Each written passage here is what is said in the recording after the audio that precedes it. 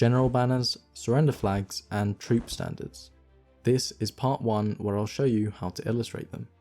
So this final animation requires 4 parts: the image and name card that we want to add the wave effect to, the frame to support it, and the banner shadow. To start making these, head over to your illustration software and open a blank canvas. Mine will be 2000 by 2000 pixels. This next part will be easier if you select View at the top and then click Snap to Grid.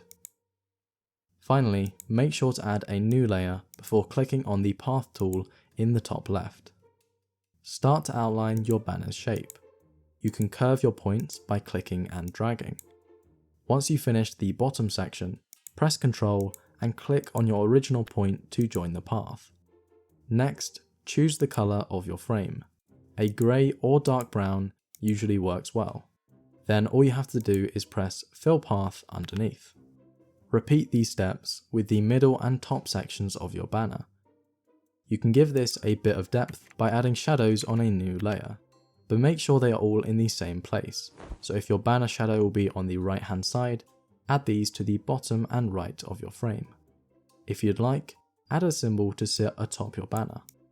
So that's the first part done. Make sure to go to File, Export to save this as a PNG. Before we go any further, I'd love to share with you the book from Hungry Minds, who are collaborating on today's video. This is the ultimate guide to rebuilding civilization, complete with 180 topics over 400 pages. It features beautiful illustrations on the world's most prized inventions, ranging from exotic vehicles to the humble radio. Its craftsmanship is of the highest value and would make the perfect gift. If you'd like to grab yourself a copy, follow my link in the description for 10% off. Now back to the video. The next part is the banner image.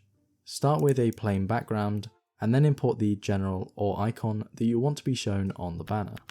You can press Shift S to resize it. Again, export this as a PNG. The shadow is really easy to make as well.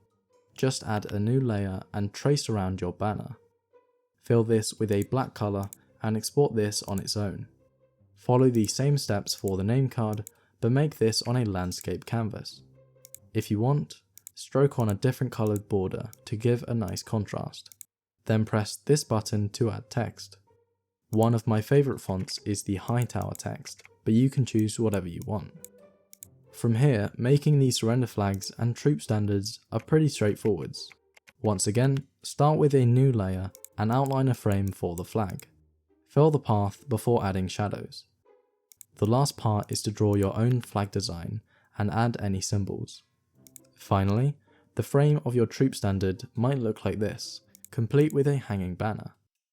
Once you've exported each photo separately, you can now start to animate them, which I cover in part 2.